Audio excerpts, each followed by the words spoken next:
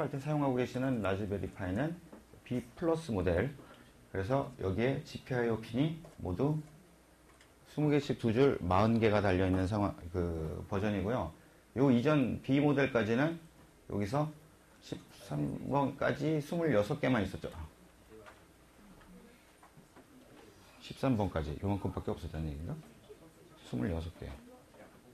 이게 요만큼 있었죠. 예. 26개. 근데 지금도 여기까지는 이 40핀짜리도 거기까지는 핀맵이 똑같이 맞춰져 있습니다. 그러니까 예전에 사용하던 것들을 혹시 B 플러스에 사용하고 싶으면 쓸 수 있다는 얘기죠. 근데 이제 아마 핀에 요 반대로 꽂히는 헤더 같은 경우에는 제일 끄트머리가 조금 두꺼운 경향이 있으니까 옆에 핀을 조금 밀어낼 수는 있겠죠. 그래서 아마 쓰실 수는 있을 거예요. 기존에 여기에 딱 맞는 무언가를 사서 쓰시던 게 있었다면 굳이 새로 안 구입하고도 여기서 예전 거랑 26개까지는 똑같다니까. 예. 그러니까 지금 B 플러스용으로 나온 건 다 이 40개에 맞춰서 뭔가가 만들어져서 나오고, 그 예전까지는 요만큼은 없던 부분이니까 26개짜리로 뭐가 만들어져서 나왔어요. 제품지, 여기서 쓸 수 있는 것들이. 그래서 여기다 얹으면 되는 여기다 얹으면 되는 여기다 꽂아서 쓸 수 있는 아두이노 이런 것들이 다 요 26핀까지의 핀에 맞춰서 나왔었는데, 이제 그 녀석을 그대로 꽂아도 동작하는데 문제가 없다라는 말씀을 드린 거고요. 그 다음에 이 GPIO의 핀 이름들이 보통 한 2가지 정도의 명칭으로 기록이 되어 있는데, 하나는 여기 보면은 여기 까맣고 진하게 써 있는 GPIO 14, 15, 18 이런 거 하고, 여기 트릿하게 써 있는 80, 12 이게 조금 숫자가 서로 안 맞죠. 요거는 기준이 요 진한 녀석은 여기 사용된 CPU가 BCM283호라는 브로드컴이라는 회사에서 나온 ARM11 코어의 CPU인데, 그 CPU한테는 발이 여러 개 있겠죠. 예, 그 발에 핀 번호들이 있는데, 그 핀 번호들을 기준으로 했을 적에 그 핀 번호가 이렇다는 얘기고요. 그리고 여기 있는 애들은 뭐라고 할까요? 포트 번호라고 할까?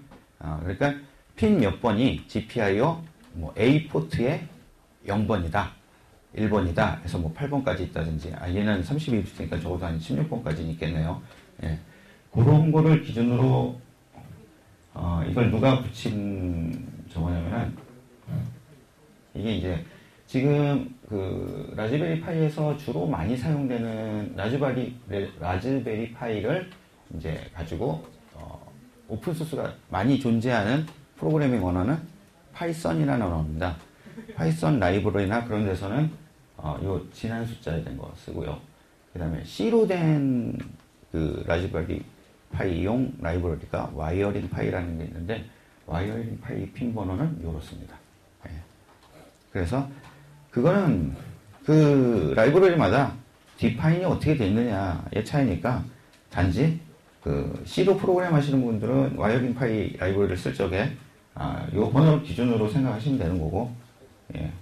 그 다음에 파이썬으로 프로그램 할 경우에는 요거를 프로그램을 하는지 프로그램을 갖다 쓰는지 모르겠지만, 예, 그때는 요걸 기준으로 생각을 하셔야죠.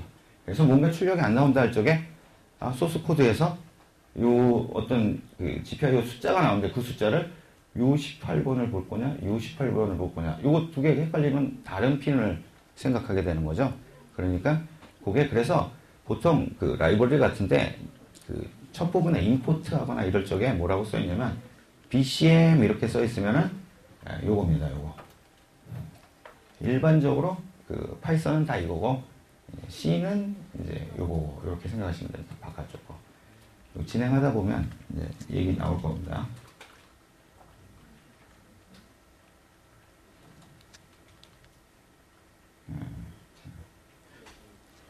자, 여기 잠깐만 핀의 여기 기능들을 잠깐 살펴볼 것 같으면요. 일단 GPIO인데 여기 부가적인 기능으로 얘는 I2C 통신의 데이터 라인으로 쓸 수 있고 얘는 아이스퀘어 통신의 클럭 라인으로 쓸 수 있다. 요거 이제 원래 암 계열의 프로세서들이 알터네이티브 펑션이라 그래서 핀의 역할이 한 개로 고정되어 있지 않고 내가 이거를 뭘로 사용하겠다라고 정해서 이게 일반적인 GPIO로 쓸 수도 있고 다른 기능으로 쓸 수도 있고 예를 들어서 아이스퀘어 C가 여기 있는데 내가 이걸 GPIO로 써서 아이스퀘어 C가 필요한데 여기 연결할 데가 없다. 그러면은 어떤 경우에는 이게 다른 쪽을 할당해 줄 수 있는 게 가능할 수 있어요. 여분이 있어서 뭐 이런 펑션들을 제공하기 때문에 핀 기능이 하나로 딱 끝나지는 않습니다. 그리고 이 중복 기능은 똑같은 성능의 프로세서라도 패키지를 핀이 144핀짜리도 나올 수 있고 제일 작게는 48핀 이런 것도 나올 수 있는데 두 개는 똑같은 프로세서예요. 그럴 경우에 48핀은 중복되거나 없어진 핀들이 많이 있는 거고 144핀들은 뭐 그런 거는 그냥 다 찾아 쓸 수 있는 거죠. 웬만하면. 그러다 보니까 이렇게 기능이 중복되어 있는데 우리가 라이브러리 사용법에 보면 예를 들어서 얘를 아이스퀘어 C 어떤 통신으로 아이스퀘어 C 장치를 부착하기 위한 어떤 시리얼 버스를 사용할 적에는 어떻게 라이브러리에 설정을 한다 이런 것들이 그런 예제들을 보면 알 수 있습니다. 그리고 마찬가지로 이 SPI나 이런 것들도 마찬가지고요. 얘는 순수하게 GPIO로만 사용할 수 있다고 되어 있네요. 얘는 GPIO로 사용되는데 GPIO 클럭으로도 사용될 수 있다고 되어 있고 그 다음에 요 14번 15번 요거 중요한 핀이죠. 요게 이제 라즈베리 파이가 갖고 있는 UART 시리얼 포트가 되겠죠. 그래서 이게 원래는 뭘로 쓰는 게 리눅스에서 일반적이라 그랬죠? 로그인, 이쪽으로 로그인 할 수 있는 시리얼로 로그인 할 수 있는 어떤 쉘 로그인으로 사용하는 게 일반적이라 그랬죠.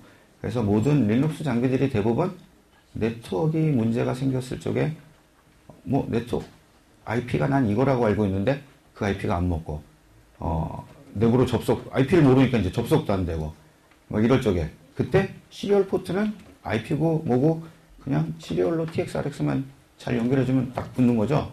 보레이트만 9600에서 뭐 115,200까지 조금 바꿔보다 보면 딱 붙겠죠.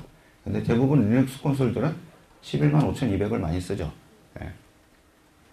그래서 그런 용도로 쓰는 건데 얘는 뭐 여차하면 우리가 얼마든지 그런 상황을 해결할 수 있으니까 뭐 정 못하면 이미지 파일 새로 만들든지 뭐 그래 버리면 되니까 이거를 아깝게 거기다 안 쓰고 뭐에 쓴다?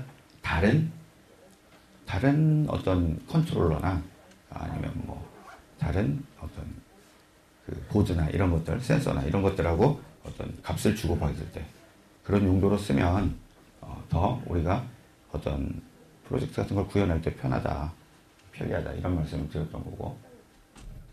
자, 그래서 여기 내려오면 이제 요 SPI라는 게 있는데 이 SPI도 일종의 이것도 일종의 시리얼 통신이죠. 근데 우리가 일반적으로 얘기하는 시리얼 통신은 우리가 이제 뭐 9600bps다 뭐 이렇게 보레이트라는 걸 설정하는 시리얼 통신은 비동기 통신, 그러니까 서로 동기 통신하고 비동기 통신인데 동기 통신은 동기 신호를 하나 딱 띄워놓고 클럭이라고 얘기하죠. 그 클럭에 딱 맞춰서 송신과 수신이 고속으로 이루어지는 게 동기 통신이고 비동기 통신은 좀 라프해요. 그냥 이 정도 범위 안에 들어오면 된다. 이렇게 나래비로 보다가 수신 쪽에서 샘플링 하는 게 이 범위 안에만 딱 들어오면 한 바이트 받았어. 이렇게 할 수 있는 좀 저속이지만 구현하기가 쉽고 싸게 편하게 그리고 아무데나 다 제공이 돼요. 웬만한 뭐 칩이나 포트는 다 UART가 다 지원이 돼요. 그래서 많이 사용되고 있는 거죠. 근데 이 SPI는 아이스퀘어 C나 SPI는 시리얼 중에서도 동기에 해당하고 고속의 동기 클럭을 서로 양쪽에 공유하고 있고 그 클럭이 400kH를 썼느냐 1메가를 썼느냐에 따라서 전송 속도가 달라지죠. 그래서 사실 이런 데이터를 주고받는 방식은 크게는 병렬과 직렬로 나눌 수 있고 병렬은 예를 들어서 얘하고 여기에 다른 장치가 있는데 얘도 8비트짜리고 얘도 8비트짜리고 그러면은 8비트의 어떤 데이터 버스를 놓고 8비트로 한꺼번에 한 바이트가 촥촥 가면은 그게 병렬이고 그 8비트가 한 줄만 연결되어 있고 한 줄에 막 줄 서가지고 이렇게 가면은 그게 이제 직렬인데 그 직렬이 어떤 클럭에 맞춰서 고속으로 동작하는 거는 동기 통신이고 그 다음에 그게 그런 동기 신호 아주 없는 건 아니지만 좀 이렇게 그 뭐라고 할까 여유를 갖고 예. 그래서 이거 사실 데이터 통신에서 굉장히 그 오래 설명해야 돼 이론입니다. 그래서 그런 것들을 비동기 통신이라고 하고 통상 우리가 UART라고 그러죠. UART라고 얘기하는 게 그게 바로 Universal Asynchronous 그죠? 그 다음에 RT니까 Receiver and Transceiver 이렇게 되겠죠. 트랜시버인가요? 트랜스미터인가요? 예. 그래서 일반적으로 우리가 어떤 마이크로 컨트롤러나 이런 걸 선택했을 적에 걔가 UART라고 안 써 있어요. USART라고 써 있어요. 그 얘기 뭐예요? S는 싱크로너스니까 싱크로너스도 지원하고 어싱크로너스도 지원하는데 동기나 비동기 다 지원하는 유니버셜이 붙으면 그냥 두루두루 이런저런 목적으로 쓸 수 있는 뭐 이런 정도로 생각하면 되겠죠. 뭐 GPIO의 G랑 비슷하죠. General Purpose. 예. 자, 그리고 항상 우리한테 되게 유용한 녀석입니다. 이 녀석은 우리가 이 안에 프로그램에 넣을 적에도 프로그램 디버깅을 막